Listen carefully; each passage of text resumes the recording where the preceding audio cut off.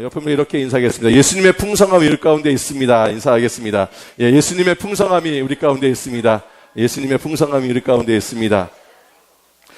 예수님은 풍성한 분이십니다. 선한 목자라고 말씀하시면서, 그래서 예수님께서는 우리에게 이렇게 말씀하시죠. 도둑이 오는 것은 도적질하고 죽이고 멸망시키려는 것뿐이요, 내가 온 것은 양으로 생명을 얻게 하고, 뭐라고요? 더 풍성히 얻게 하려 함이라. 예수님께서 왜 오셨다고요? 우리로 하여금 풍성하게 하기 위하여. 뭐가 풍성하게 하기 위하여? 사랑과 기쁨과 은혜와 감사와 축복이 우리 가운데에 풍성케 되는 줄로 믿습니다. 여러분께서 예수님은 생명 없는 자에게 생명을 주시고요, 고통받고 있는 자를 치유해 주시고요, 비정상적인 사람을 정상으로 돌려놓으시고, 굶주린 자를 배부르게 하시며, 선한 목자 되시는 예수님은 우리의 삶 가운데 풍성한 꼴을 허락하여 주실 줄로 믿습니다. 오늘 이 예배 시간들을 통하여 예수님을 만나면 하늘이 내려주신 풍성한 꼴이 우리 가운데에 충만케 되는 줄로 믿습니다. 한국은 대학교 4년을 다녀도요, 이제는 취업난이 너무 심해서 대학교 4년을 마치 고3처럼 보내야 한다고 합니다. 이제 놀고 먹고 대학생이 아니라 대학에 가서도 열심히 공부를 해야 취업을 할 수 있을 정도로 참 취업난이 힘든 곳이 한국이 되었는데요. 그래서 이제 젊은 청년이요, 이제 대학에 들어가서 취업을 위해서 4년 동안 정말 열심히 공부했습니다. 스펙도 다 쌓아놓고요, 정말 열심히 자신의 어떤 이력서 안에 아름다운 것들을 채워놓기 위하여 진짜 열심히 공부했습니다. 1년을 이렇게 열심히 공부하니까 2학년째 되는 해부터 문제가 생기기 시작하는데요, 이 앞부분에 원형 탈모가 생기기 시작하는 거예요. 이 청년이 걱정이 되기 시작했습니다. 열심히 공부해서 하는데 면접을 보러 가면은 뭐가 생기는 거예요? 빵꾸가 뻥 뚫려가지고 이 원형 탈모가 쭉 점점 이게 커지기 시작합니다. 그래서 2학년 때부터 이제 결심을 하기 시작하는데, 내가 졸업을 하면서 졸업과 동시에 머리를 심어야 되겠다. 근데 머리 심는 게 뭐 한두 푼 되겠습니까? 그래서 그때부터 이제 아르바이트를 열심히 시작합니다. 공부도 열심히 하고 정말 시간 내는 대로 열심히 아르바이트를 해서 이제 돈을 벌기 시작했습니다. 그리고 공부도 열심히 하고 다 올 A로 다 하고요, 정말 입사 시험도 열심히 잘 치고요, 이제 면접을 얼마 앞에 두고 드디어 뭘 해야 됩니까? 아르바이트를 해서 번 돈을 가지고 원형 탈모 그 부분에 머리를 심으러 갔습니다. 병원에 가서 머리를 다 수술하고 머리를 다 심었고요, 수술 끝나고 딱 나오는데 자기 모습이 얼마나 멋있는지, 머리가 다 이렇게 있는 거 보니까 너무 흐뭇해가지고요, 드디어 기쁜 마음으로 어머니에게 집으로 달려갔습니다. 엄마, 수술이 성공적으로 됐어. 근데 그 달려들어오는 아들을 보면서 엄마가 갑자기 우울한 표정을 짓습니다. 그럼 이렇게 이야기합니다. 아들아, 군대 영장 나왔다.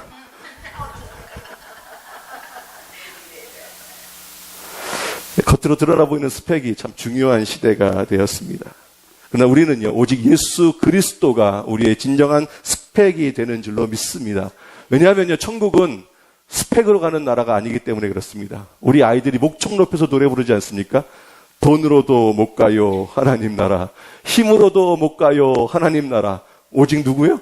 믿음으로, 예수 그리스도를 믿는 믿음으로 가는 나라가 하늘나라인 줄로 믿습니다.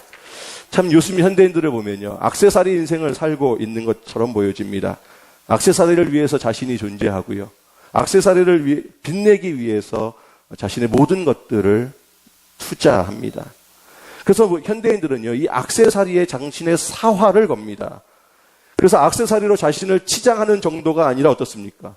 액세서리로 무장을 하고요, 복면을 하고요, 액세서리로 자신을 과시합니다. 옷이나 핸드백이나 스마트폰이나 학벌 등은 인간의 작은 액세서리에 지나지 않습니다. 정말 그것은 인간의 가치적 핵심이 아닙니다. 정말 인간에게 있어서 중요한 것은요, 그 사람의 성품이고요, 인품이고, 그 사람의 신앙이요, 그 사람의 믿음입니다. 그 사람이 사람다운 것은 뭡니까? 어떤 액세서리로 무장하는 것이 아니라 그 사람의 내면의 심성과 가치관과 인격이라는 거예요. 그걸 너무나도 잘 알고 있는 어떤 액세서리 회장은 그 액세서리 이름을 다 뭘로 짓습니까? 그래서 똥으로 짓지 않습니까? 무슨 똥. 그게 중요한 게 아니라는 거예요. 어떤 액세서리도 인간 그 자체보다도 중요하지 않습니다. 그런데 요즘 현대인들을 보면요, 인간보다도 그 주변 액세서리에 더 집착하고 관심을 갖습니다. 이게 주객이 전도된 삶이 현재 죄악을 갖고 이 땅을 살아가는 일그러진 우리들의 모습이 아닌가. 정말 이제는 우리는요, 계급보다도 직급보다도 이제 우리는 역할보다도 이제 우리는 스펙보다도 사람을 중요시하고 그 사람의 인격을 존중하고 그 사람의 가치관을 존중하는 그런 사회와 그러한 교회와 그러한 이민사회로 만들어야 할 것입니다. 그게 정말 중요하기 때문에 그렇다라는 거예요. 근데 미국 사회를 가만히 보면요, 미국은 이 장군이나 사병이나 국립묘지에 그 매장을 할 때 이 묘비와 묘 사이즈가 같다고 합니다. 왜냐하면 계급보다 훨씬 더 중요한 것이 조국을 사랑하고 헌신한 삶은 누구나도 동등하기 때문에 그렇다라는 거예요. 여러분, 군인이 존경받는 이유는 뭡니까? 그가 계급이 높아서 그렇습니까? 아니요, 그것이 아니라 그들이 갖고 있는 애국심과 국민들을 지키고 있는 노고 때문이라는 거예요. 그러니까 장교나 사병이나 그 차이가 없다라는 것이죠. 그러니까 겉의 모습으로 사람을 평가하는 것이 아니라 그 사람의 가치관과 인품으로 평가하는 그런 사회가 가장 건강한 사회라는 것입니다. 여러분, 교회는 어떻습니까? 한국에 있었을 때 어떤 목사님이 좀 가슴 아파하더라고요. 한 분이 전도를 했는데, 목사님, 대어를 낚았습니다. 대어를. 아니, 무슨 대어를 낚시 갔다 오셨어요, 장로님? 아니요, 제가 전도했는데요, 그랜저 타고 올 겁니다. 그랜저. 아니, 그랜저 타고 오면 대어고 걸어오시는 분은 소입니까? 교회마저도 그렇게 나아가고 있다라는 거예요. 여러분, 전 국민이 이순신 장군을 존경하는 것은요, 그가 삼도수군 통제사의 계급이 아니라 정말 죽음을 두려워하지 아니하고 민족을 구원하기 위한 그의 삶의 전부를 불태우는 애국심이요, 정신이요, 그의 영혼 때문이 아니냐라는 거예요. 근데 여러분, 이런 사회를 만들기 위해서는요, 누군가는 희생해야 합니다. 누군가는 그 희생 때문에 바보가 되어야만 합니다. 이런 희생이 없으면 서로 미워하고요, 서로 밥그릇 싸움을 하는, 손에는 뭡니까? 첨단 스마트폰을 쥐고 있지만 영혼 없는 미개한 민족에 불과할 것밖에는 없다라는 것이죠. 사실 이제까지는 한국 사회에 이러한 희생이 없었습니다. 정치인도 그렇고요, 언론도 이런 사회를 만들기 위한 희생이 없었습니다. 결국 어떻게 됩니까? 속은요, 골마 터져가지만 겉모습은 또 어떻습니까? 첨단화로 바뀌는 것이 한국 사회의 아픔의 모습이 아닌가. 이민교회는 어떻습니까? 오늘 다들 명품으로 치장하고 오셨죠? 겉은 번들을 하지만 속은 어떠냐는 겁니다. 삼손이 성장하여 이제 결혼 정년기에 들어서기 시작합니다.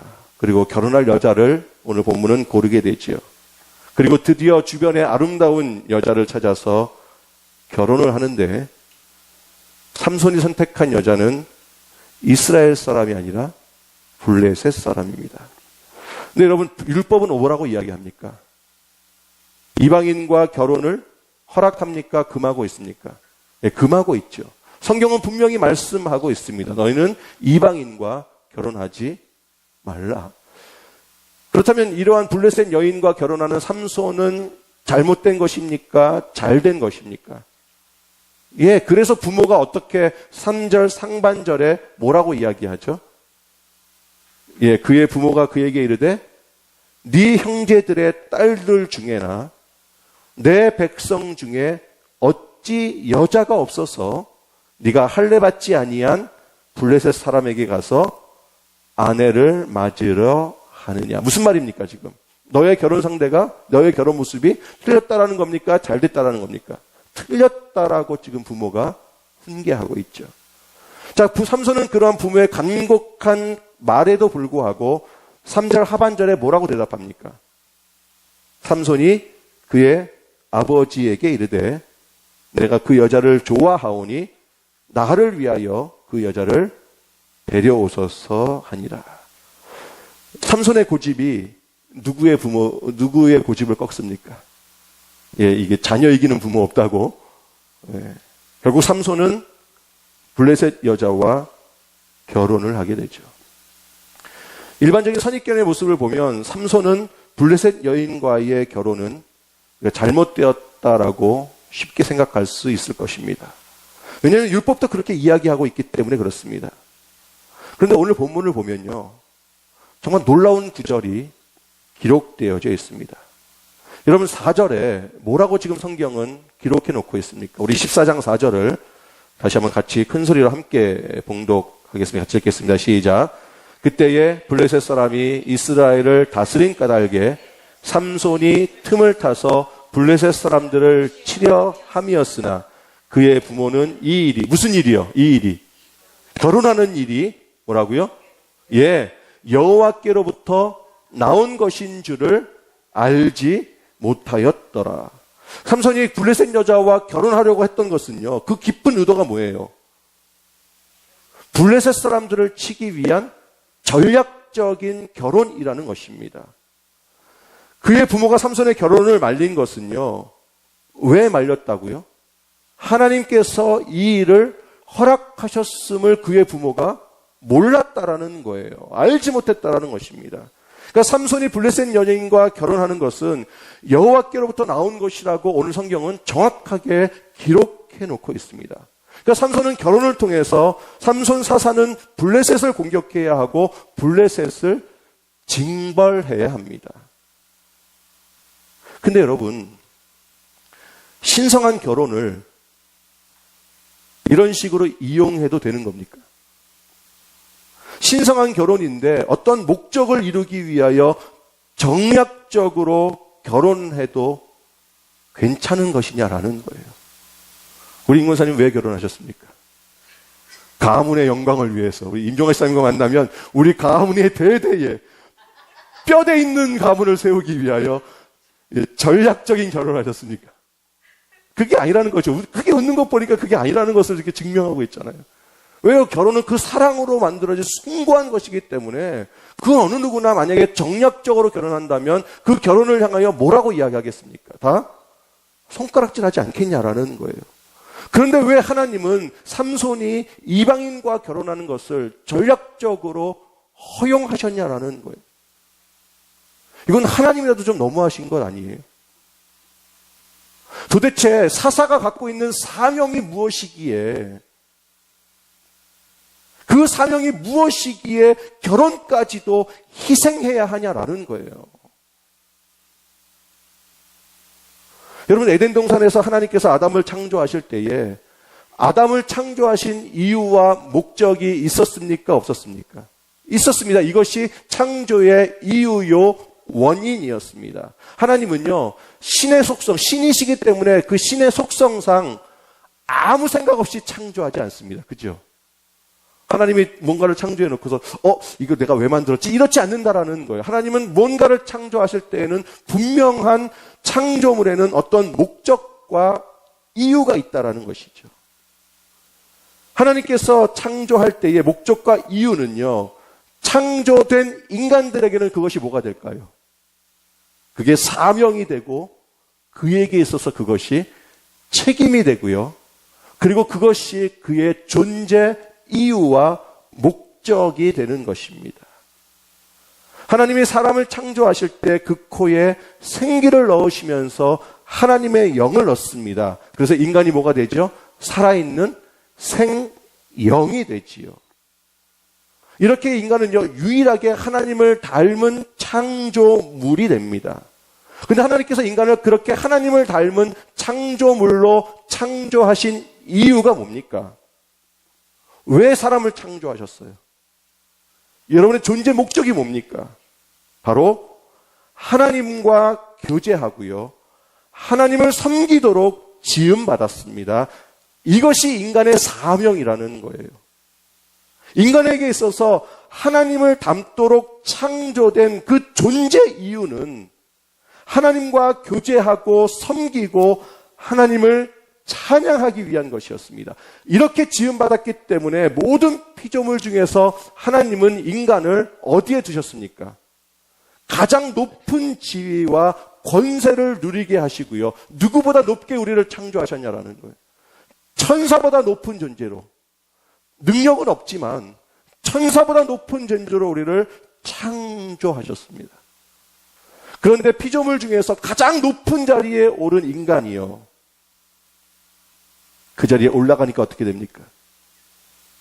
하나님을 섬기고 찬양하는 그 자리를 싫어하고 그 자리에서 내려오는데요, 그 높은 자리에서 뭐가 되고 싶었습니까? 자기가 신이 되고 싶었습니다. 신처럼 행사하고 싶었습니다. 이렇게 인간이 타락하기 시작했습니다. 타락한 인간들은요, 자신의 창조의 목적과 존재의 이유였던 하나님을 찬양하고 하나님과 교제하고 하나님을 섬기는 그 사명을 잊어버리게 됩니다. 그것을 잊어버리니까요, 인간이 무엇을 위해서 살기 시작합니까? 자신의 열린 목구멍을 위해서 살기 시작하고요, 자신의 쾌락을 위해서 살기 시작하고요, 자신의 만족을 위해서 사는 자가 되어버렸습니다.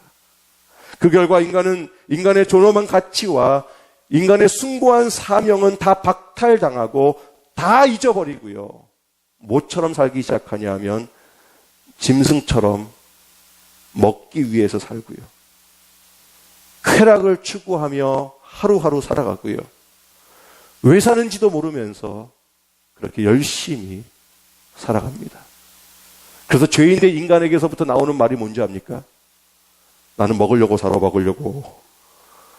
그게 최고라는 거예요. 그게 최고라는 거예요. 사는 이유와 존재하는 목적에 대하여 개와 돼지처럼 모르고 사는 자가 타락한 인간의 정체성입니다. 근데 우리 지난주에 살펴보았지요. 삼손은 누구의 영으로 가득 찼다고요? 하나님의 영으로 충만해서 성장했기 때문에 그의 마음 가운데에는 무엇으로 가득 차 있었다라는 거예요? 하나님께서 그에게 주신 사명으로 가득 차 있어서요, 늘 억압받는 이스라엘을 구원하고자 하는 생각으로 가득 차 있었습니다. 그래서 자신의 모든 것들을 다 바쳐서 이스라엘을 구원하는 사명으로 그의 마음은 불타고 있었습니다. 여러분, 삼손에게 있어서도요, 결혼은 소중한 것이었습니다. 그래서 삼손도 남들처럼 안락한 결혼 생활을 누리고 싶었다니까요. 안락한 결혼 생활을 하면서 억압받고 고통받는 이스라엘 민족은 잠깐 시간 날 때만 나가서 잠시 도와주고요, 다시 달콤한 결혼 생활로 돌아와서 편안하게 살고 싶었습니다. 삼손에게도 소중한 결혼이지만, 그러나 그 결혼이 이스라엘을 구원하는 밑거름이 되기를 원했다라는 겁니다. 오늘이 8월 14일이고요. 내일이 8월 15일 광복절이죠. 여러분, 일제의 핍박 시대에 한국의 독립군들은 어떻게 했습니까? 자녀와 아내를 황무지에 남겨두고 생사가 오고 가는 전쟁터에서 목숨을 위하여 싸웠다라는 거예요. 만일 그들이 편안하게 결혼 생활을 즐기면서 가끔 독립군으로 나가서 전투할 때만 마치 사냥을 즐기듯이 한가롭게 싸웠다라면 어느 누가 독립군을 존경하겠습니까? 그러나 독립군들은 어떻게 했습니까? 그 나라의 독립을 위하여 자신의 모든 것들을 버리고 싸운 위대한 장병들이라는 거죠. 우리는 이미 없어진 백제의 계백장군을 기억하고 있습니다. 여러분, 그 계백장군의 뭐가 그렇게 존경스러워졌습니까? 자신의 나라의 위기에서 자신의 가족들을 먼저 칼로 베고 전쟁터에 나간 그 계백장군을 바라보면서 누가 미쳤다라고 손가락질 하겠냐라는 거예요. 오히려 백제를 구하기 위한 자신과 가족의 숭고한 헌신으로 지금 우리는 기억하고 있다는 사실을. 삼손에게 결혼은 자신의 쾌락과 만족을 위한 단순한 도구가 아니었습니다. 자기를 위한 것이 아니었습니다. 삼손에게 있어서 결혼까지도 이스라엘 민족을 살리기 위한 그의 사명이었다라는 것입니다. 그래서 하나님은요, 블레셋을 공격하기 위해서 그에게 사명으로 결혼하게 합니다. 이것이 예수님의 모습과 너무나도 동일한 모습이죠. 왜냐하면 예수님은요, 이 죄 많은 땅에 내려와서 자신의 인생을 어떻게 합니까? 인류를 구원하는 사명으로 자신의 모든 것들을 다 바쳤다라는 것이죠. 여러분, 예수님께서 목수하시면서 가끔 예루살렘에 내려가서 설교하고요, 병자를 고쳐준 것이 아닙니다. 정말 예수님은 이 땅에 내려와서 30세에 본격적인 사역을 시작할 때에 그는 더 이상 목수가 아니었죠. 자신의 삶을 다 바쳐서 타락한 인간들을 구원하고자 했습니다. 그래서 예수님은요, 자신이 일부러 결혼마저도 하지 않았습니다. 여러분, 예수님은 결혼이 성스럽지 않아서 결혼을 거부하신 것이 아니라 자신의 사명이 자신의 여가가 아니라 자신의 삶의 전부를 불태워서 자신에게 맡겨진 사명을 감당해야 하기 때문에 결혼마저도 하지 않은 겁니다. 삼손도 예수님도 자신들에게 맡겨진 사명을 정확하고 분명하게 알고 있었습니다. 삼손도 예수님도 결혼보다 소중한 사명을 감당하기 위하여 자신의 생명을 버리면서까지 이 땅에서 사명을 감당하셨다라는 것입니다.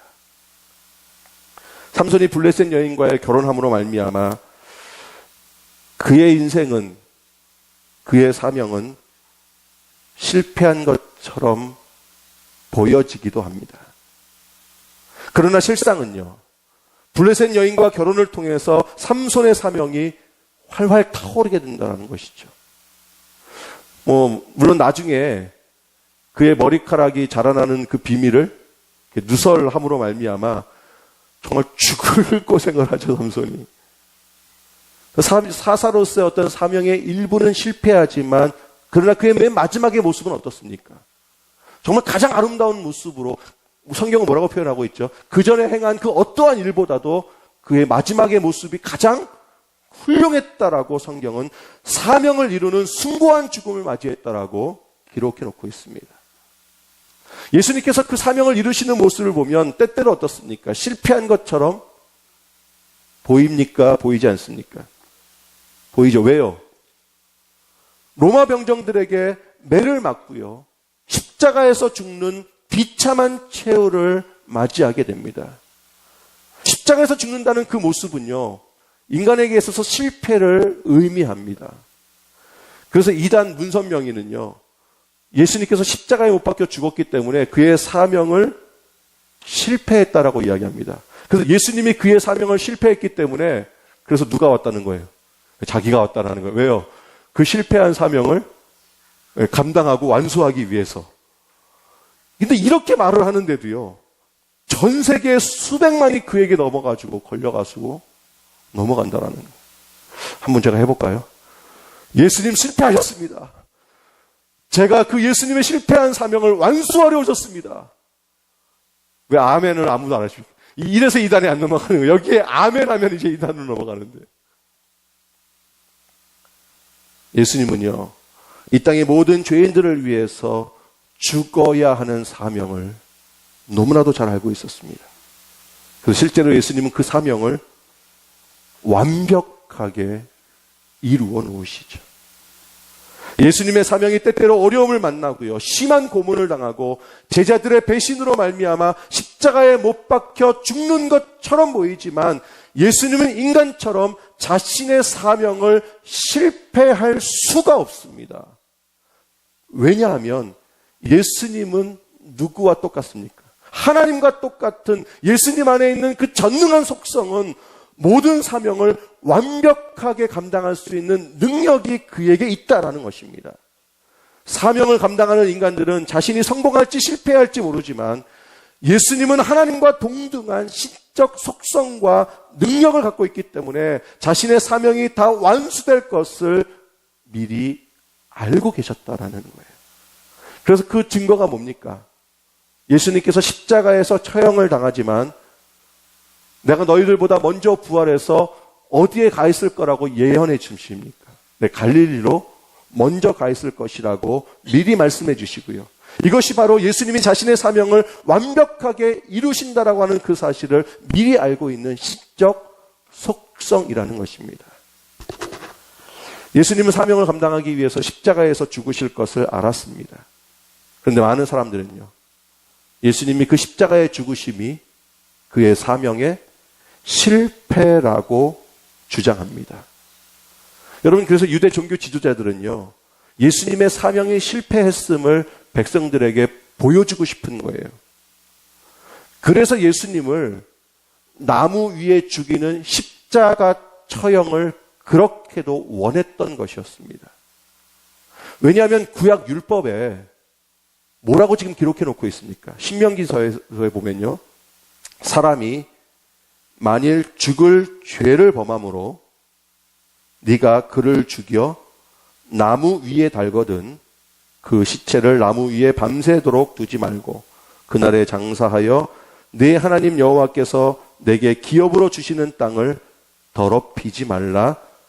나무에 달린 자는 하나님께 저주를 받았습니다. 그러니까 나무에 달려 죽으면 뭐 받았다고요? 저주를 받았다라는 거예요. 나무에 달려 죽었다라는 것은 무엇을 의미하는 것입니까? 가장 큰 죄를 지었다라는 것을 의미하고 있습니다. 그러니까 유대 종교 지도자들은요, 이 하나님의 말씀을 근거로 해서 예수님을 어디에 죽이고자 그렇게 미치도록 발광했던 거예요. 그래서 십자가에 죽이고자 발광했던 거예요. 왜요? 십자가에 죽으면 어디에 죽은 겁니까? 나무에 죽은 거고요. 나무에 죽었다라는 것은 무엇을 의미하는 것입니까? 그가 가장 큰 죄인이고 하나님으로부터 가장 큰 저주를 받은 자라고 모든 사람들이 생각할 수밖에 없었기 때문에 그렇게 종교 지도자들은요, 예수님을 십자가에 처형해달라고 그렇게 간절하게 애원했던 것이었습니다. 그 애원을 듣고 빌라도가 어떻게 합니까? 그를 십자가에 죽이죠.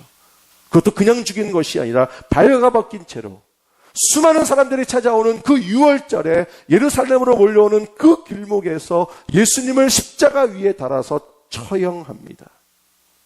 성경에 기록된 것처럼 하나님께 저주를 받아서 죽은 자처럼 정말 예수님은 매맞고 벌거벗겨져서 비참한 죽음을 당하게 됩니다.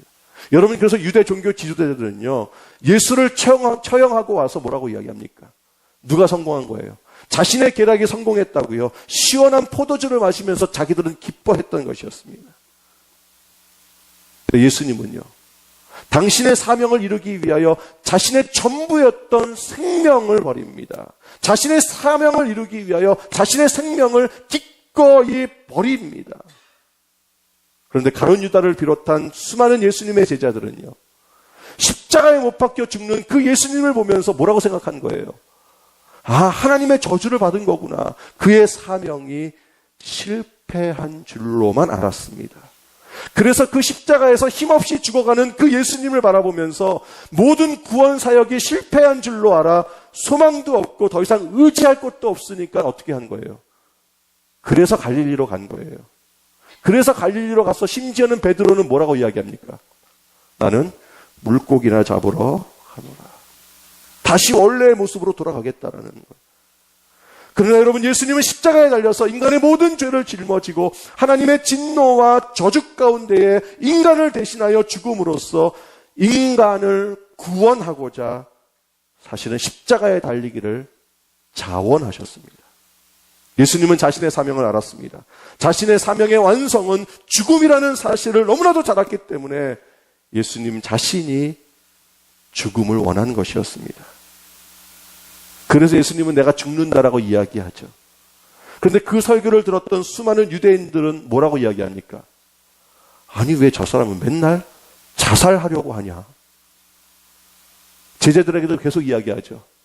내가 십자가에 못 박혀 죽을 것이다. 내가 죽을 것이다. 내가 죽을 것이다. 그랬더니 그것을 듣는 사람들은 왜 저 사람은 자꾸 자결하려고 하냐? 요한복음 8장인데요. 유대인들이 이르되 그가 말하기를 내가 가는 곳에는 너희가 오지 못하리라 하니 그가 자결하려는가? 예수님께서 내가 가는 길에는 너희가 오지 못할 것이라고 이야기하니까요. 자결하려고 하나? 죽으려고 하나? 아니요. 예수님은 그 죽음을 넘어서 무엇을 완성하려고 했습니까? 사명을. 그래서 십자가에 올라서 모든 인류의 죄를 짊어지고 자신의 목숨을 버립니다. 여러분, 예수님은요, 당신의 사명을 완수하기 위하여 삶도 포기할 수 있고요, 죽음도 기꺼이 맞이할 수 있습니다. 예수님은 인류를 구원하는 그 사명을 감당하기 위하여 유대 종교 지도자들의 그 간계와 그 괴계와 그 계략을 다 알고 계셨지만 그들의 손에 죽음을 당하는 것을 마다하지 않았습니다.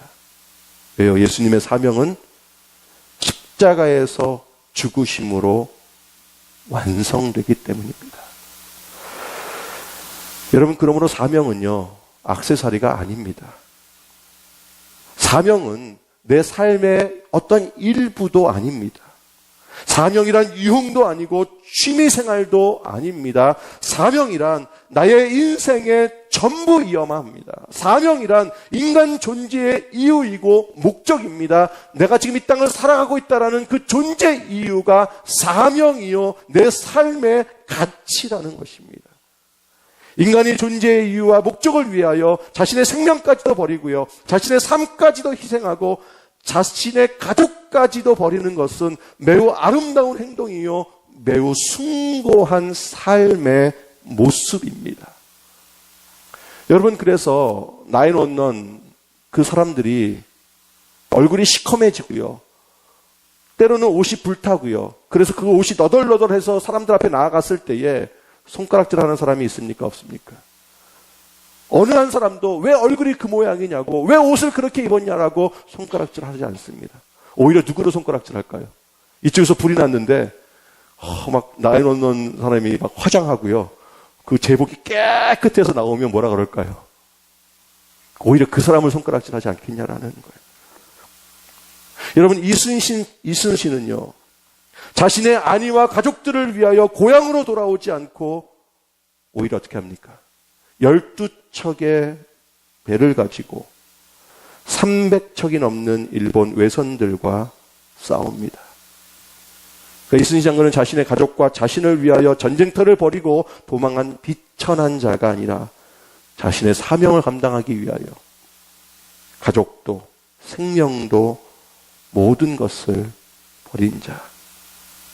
삼손은 결혼까지도 자신의 사명을 감당하기 위하여 모든 것을 희생하며 이스라엘 민족을 구원합니다. 여러분, 삼손은요, 결혼을 악용한 것이 아니라 뭡니까? 결혼을 희생한 지도자입니다.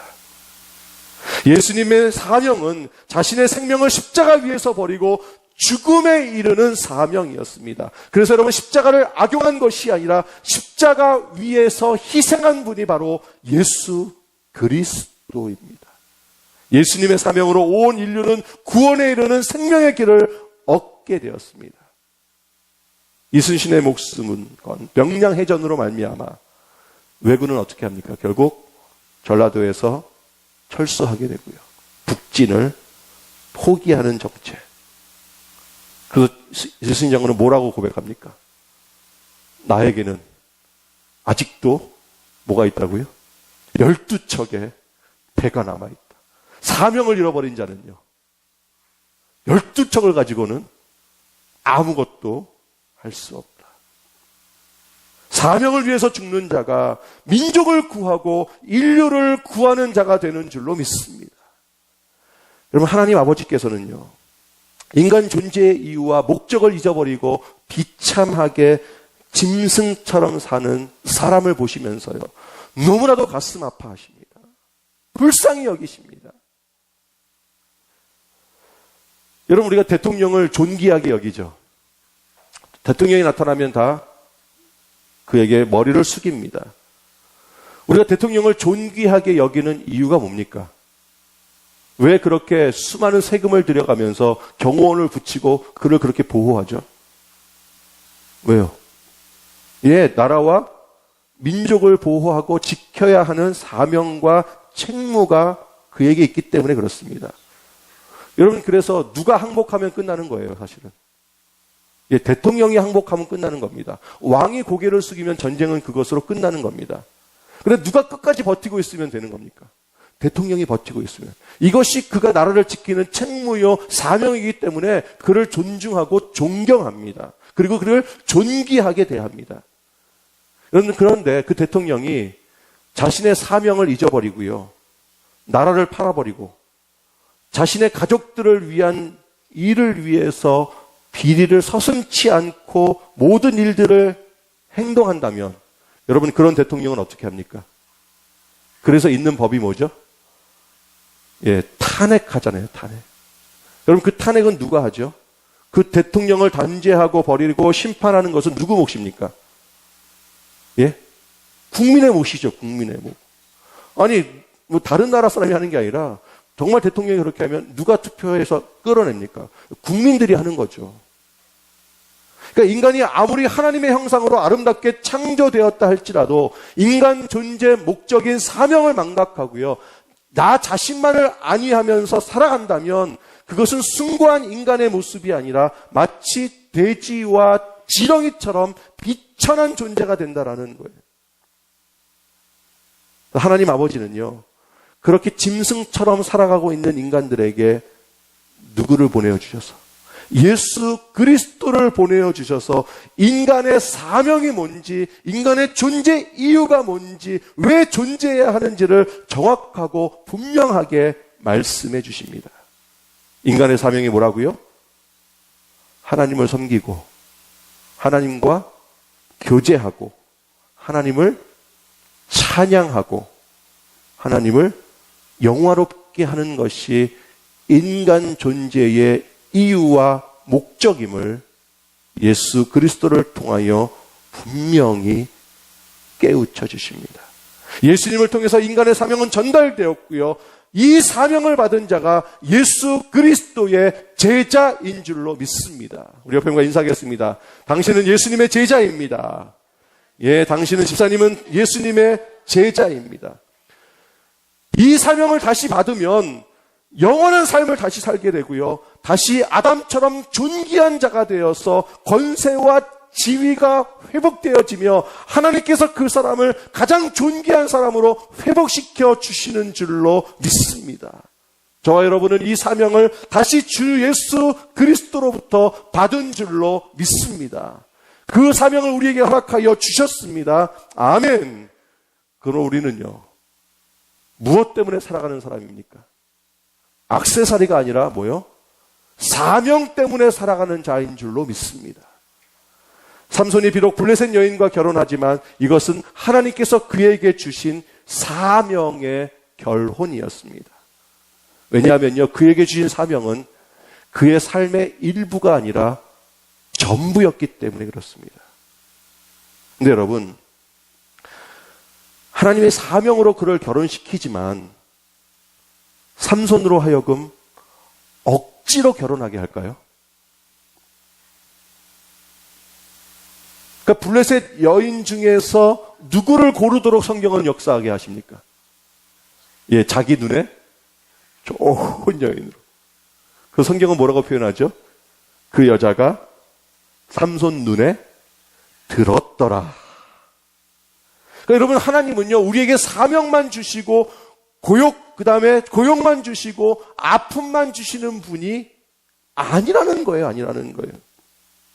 하나님은 우리에게 그 사명을 주실 때요, 그 사명을 이루고 나아가는 그 사람으로에게 기쁨도 주시고요, 행복도 주시고요, 감격도 주시고요, 가장 큰 축복을 무엇을 통해서 주신다라는 거예요? 사명을 통해서 주신다라는 거예요. 그러니까 여러분, 이순신에게 있어서 그 판옥선은 뭡니까?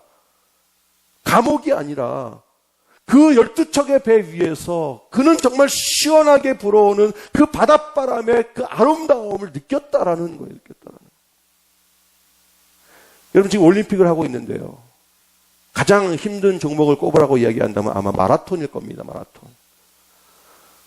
여러분, 황영조 선수를 혹시 기억하십니까? 제가 그 선수의 인터뷰를 정말 마음속에 아직도 잊어버리지 않고 있는데, 그 사람들은요 42.195km를 뛰기 위해서 거의 뭐 일주일에 한 번 아니면 뭐 이틀에 한 번 정도로 완주를 한다고 합니다. 그런데 완주를 할 때 42.195km를 완주하는 것이 아니라 80km를 뛴대요. 그래야 시합 경기에 진정 나가면 쥐도 오지 않고 뛸 수 있다고. 여러분, 그렇게 연습을 해도 실전에 보면 어떻습니까? 막 쥐가 올라서 쓰러진 선수들도 있잖아요. 근데 그 훈련이 얼마나 힘든지 40km를 넘어가면 저쪽에서 이제 그 도로를 뛰니까 저쪽에서 차가 이렇게 달려오지 않습니까? 그 차로 뛰어들고 싶대요.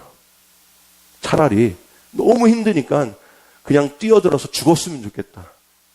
그럴 정도로 힘들게 훈련을 한다고 합니다. 근데 여러분, 정말 그들이 그 고통만 있을까요?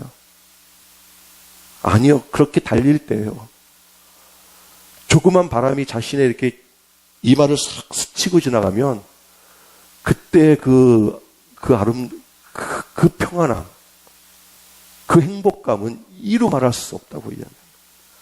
여러분, 그래서 올림픽에서 금메달을 딴 모든 선수들의 한결같은 공통적인 고백이 뭡니까? 내가 하는 이 경기가 얼마나 사랑스럽고 얼마나 아름다운지 그 모든 경기들을 즐기고 있는 것 아닙니까? 여러분, 사명이란 정말 행복하고 기쁨이 넘치는 겁니다. 삼손에게 주신 힘으로 그 블레셋을 물리치는 그 장수의 기쁨과 보람은요, 이루 말할 수가 없다라는 거예요. 근데 여러분, 그 사명이 삼손에게 있어서 몇 년 동안 지속됩니까? 자그마치 20년 동안. 여러분, 인간에게 사명이 없으면 가장 비천한 인생으로 전락되어질 수밖에 없습니다. 왜 인간이 짐승보다 뛰어난 줄 아십니까? 왜 인간이 짐승보다 고귀한 줄 아십니까? 그에게 숭고한 사명이 있기 때문에 그렇습니다. 여러분, 그래서 우리에게 예수 그리스도가 없으면 인간의 사명은 겨우 어디에 머무르는 수준밖에 되지 않습니까? 나밖에 모르는, 나만 아는, 나에게 머무르는 그 제한되고 수준 낮은 것이 되지만, 예수 그리스도를 통하여 인간의 사명이 회복되어지면 하나님과 교제하고 하나님과 교통하는 높은 수준의 사명자가 되는 줄로 믿습니다. 인간의 사명이 무엇인지가 매우 중요합니다. 하루하루 먹고 사는 사명은 인간에게 필요하지만, 그러나 인간을 짐승과 다르고 고귀한 존재로 바꾸어 놓지는 못합니다. 그러나 인간이 예수님의 사명처럼 하나님을 위하는 사는 사람이 된다면, 존재가 된다면, 그는 그때부터요, 신의 자녀가 되는 줄로 믿습니다. 우리 옆에 인사하겠습니다. 당신은 신의 자녀입니다. 당신은 신의 아들이십니다. 군대를 면제받아서 신의 아들이 아니라 예수님으로부터 사명을 받아서 신의 아들이 되었다. 이제 예수님을 만나서 자신의 사명을 아는 자가 되어야만 합니다. 삶에서 먹고 사는 것은 액세서리라는 거예요. 여러분, 인간에게 있어서 배부른 것은요, 인간의 본질이 아닙니다. 이제 배부름을 목표로 하는 삶에서 예수님처럼 인간의 사명을 알고 하나님을 경외하는 자가 되시기를 주님의 이름으로 축복합니다. 그래서 그때부터 그 인간은요, 가장 존귀한 인간이 되는 것입니다. 그러나 이 세상에서 먹고 사는 문제로 사명을 갖고 산다면 결국 돼지처럼 살다가요, 사명을 버리고 도망하는 자들이 들어가는 영원한 지옥으로밖에 갈 수 없을 것입니다. 여러분, 성도는요, 자신을 위해서 사는 헛된 사람이 아닙니다. 성도란 자신의 배를 채우고 가족들을 돌보는 것을 사명으로 삼는 자가 아닙니다. 여러분, 천국에서는 결혼이 있을까요, 없을까요? 없습니다. 결혼은 이 세상에서의 한시적인 제도입니다. 결혼보다 훨씬 더 중요한 것은 예수님을 만나는 사명입니다. 여러분, 그래서 성도란 세상에서 성공하기 위한 것을 사명으로 삼는 자가 아닙니다. 이렇게 사는 성도는요, 성경은 뭐라고 이야기합니까? 여러분, 가룟 유다가 어떻게 혼나죠? 한 사람은 마귀니라. 예수님께서 직접 말씀하십니다. 한 사람은 마귀니라. 가룟 유다는 제자의 사명을 버리고 돈을 받고 예수님을 팔았던 사람. 여러분, 그 가룟 유다가 예수님을 판 돈을 가지고요, 부모님한테 효도하면 어떻게 될까요? 그러면 사명으로 인정받을까요? 아니라는 거예요. 그가 효도를 했다고 해도 그의 삶이 정당화되고 의롭게 될 수는 없습니다. 성도란 자신을 위해서 사는 자가 아니라 예수님을 위해서 사는 사람. 성도가 자신을 위해서 산다면 가룟 유다처럼, 여러분, 성도란 하나님을 경외하는 사명으로 이 세상에서 사는 자, 성도란 하나님을 경외하고 하나님을 기쁘시게 하고 하나님을 섬기는 낙으로 사는 자가 성도인 줄로 믿습니다. 여러분, 그렇게 성도가 그 하나님을 위하여 자신의 모든 것들을 다 버린다면 하나님은 그것들을 통하여 더 크게 축복하여 주실 줄로 믿습니다. 여러분, 다시 한번 말씀드리는데요, 우리의 인생의 사명은 일부 액세서리가 아닙니다. 정말 우리의 인생의 전부임을 우리는 기억해야만 합니다. 우리의 인생의 전부를 들여서 예수님의 진정한 제자가 되어야 할 줄로 믿습니다. 정말 우리가 그 삶의 모습으로 우리의 모든 것들을 다 주님 앞에 드리며 나아갈 때에 하나님께서는 우리의 삶 가운데에 가장 기쁨의 아름다운 것들로 충만케 하여 주실 줄로 믿습니다. 여러분, 사명을 아름답게 감당한 사람이 있었습니다. 그 사명을 위하여 정말 하나님 앞에 눈물로 기도한 사람이 있었습니다. 누구였을까요? 솔로몬이었습니다. 솔로몬이 왕이 되었습니다. 그래서 하나님께서 그 솔로몬이요, 하나님 앞에 나와 제사하는 그 솔로몬을 바라보면서 1000번의 제사를 드립니다. 1000번의 제사인지 한 번에 1000번의 제사를 드릴 수 있는 것들을 다 바쳤는지는 모르겠지만 성경은 그것을 1000번의 제사라고 이야기합니다. 하나님께서 그에게 나타나서 말씀하시죠. 네가 무엇을 구하느냐? 네가 내 마음에 합했으니 네가 구하는 모든 것들을 다 너희에게 허락해 줄 것이다. 여러분, 그때 솔로몬이 무엇을 구합니까? 지혜를 구하죠. 왜 지혜를 구하죠? 자신의 이름이 더 높아지기 위해서요? 아니요, 성경은 분명히 이렇게 기록해 놓고 있습니다. 당신께서 나에게 주신 그 나라가 너무나도 크고 당신이 주신 사명이 너무나도 큰데 당신의 백성들을 잘 다스리게 하기 위하여 나는 당신에게 지혜를 간구합니다. 그랬더니 하나님께서 뭐라고 말씀하십니까?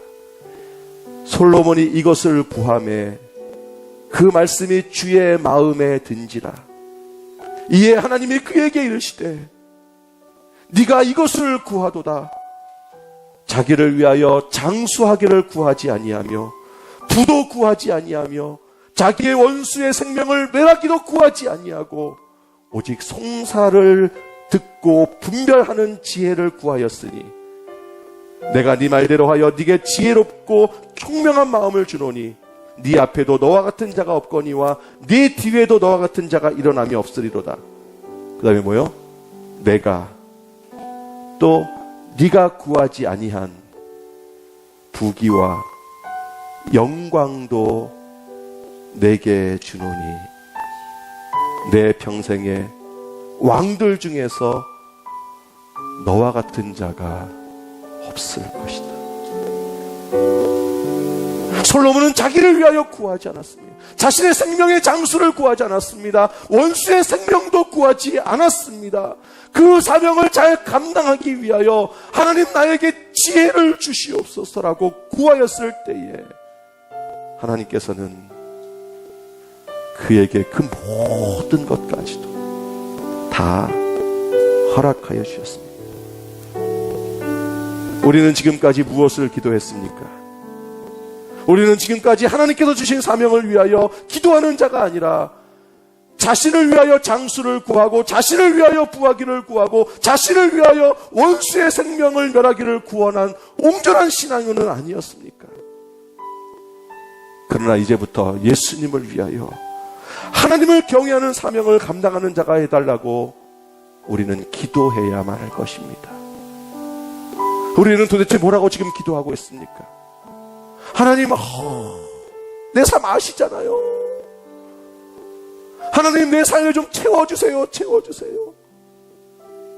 하나님, 저 사람이 얼마나 가시같이 구는지 꼴도 보기.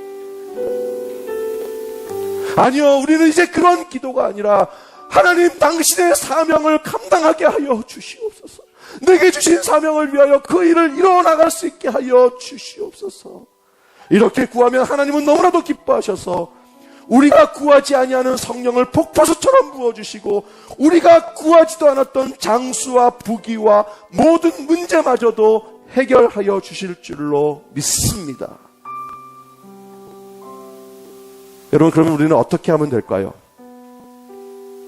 어떻게 우리가 그 예수님께서 우리에게 주신 사명을 발견할 수 있을까요? 성경을 날마다 묵상하는 겁니다. 성경을 자주 읽으면 성경에서는요, 하나님께서 우리에게 주신 사명이 무엇인지 어렵지 않게 찾을 수가 있습니다. 그러나 성경을 멀리하면요,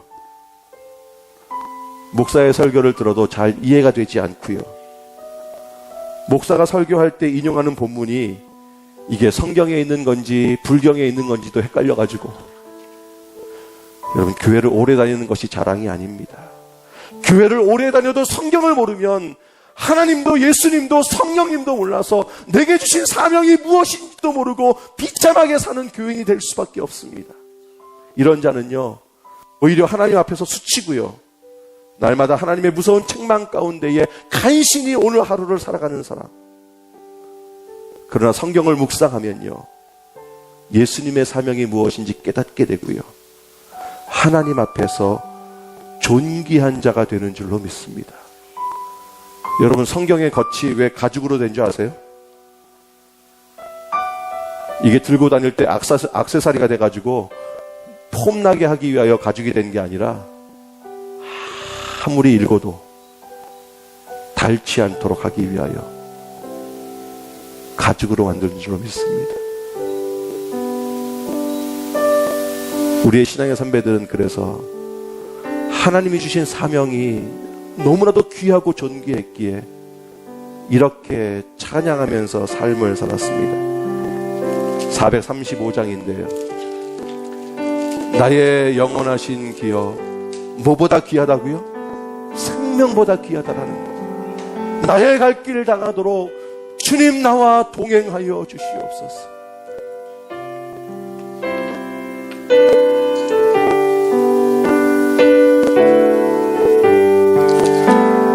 나의 영원하신 기여, 생명보다 귀하다.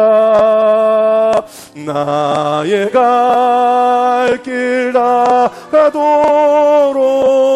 나와도 행하소서.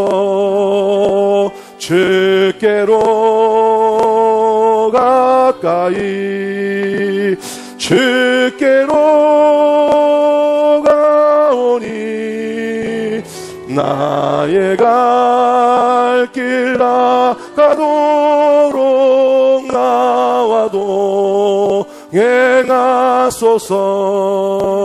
세상 부귀 안일함과 모든 명예 버리고 험한 길을 가는 동안 나와 동행하소서. 주께로 가까이 주께로 나의 갈 길 다가도록 나와 동행하소서. 어두운 골짝 지나가 험한 바다 건너서 천국 문에 이르도록 나와 동행하소서. 주께로 가까이 주께로 가오니 나의 갈 길 다가도록 나와 동행하소서. 우리에게 그 사명이 있는 줄로 믿습니다. 그 사명 때문에 살아가는 자인 줄로 믿습니다. 예배가 사명이고요, 사랑의 교회가 사명입니다. 우리 교회에 진짜 멀리서 오시는 분들이 있습니다. 막 타코마에서도 오시고요, 트라이시리에서 오시고요. 여러분 가보셨어요? 그분들 집에? 진짜 멀어요.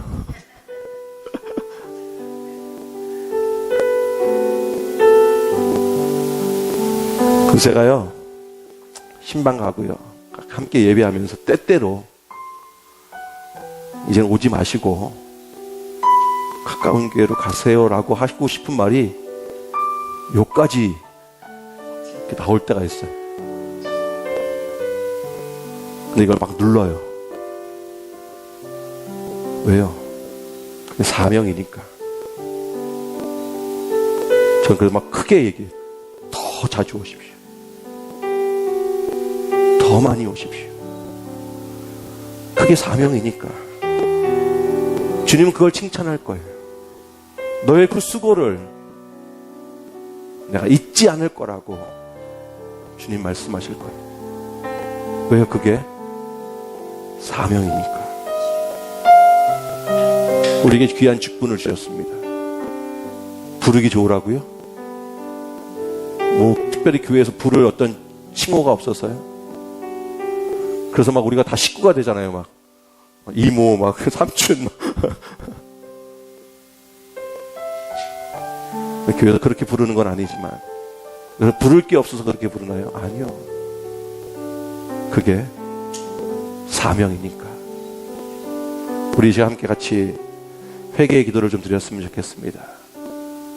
나의 사명이 무엇인지 잊고 살았던 나의 모습들을 하나님 불쌍히 여기시고, 엉뚱한 것을 간구하고 사명이 있음에도 불구하고 엉뚱한 것을 기도했던 나의 죄악의 모습을 하나님 용서하여 주시옵소서. 회개의 기도를 성찬에 참여하기 전에 하나님 앞에 드리겠습니다. 기도하겠습니다.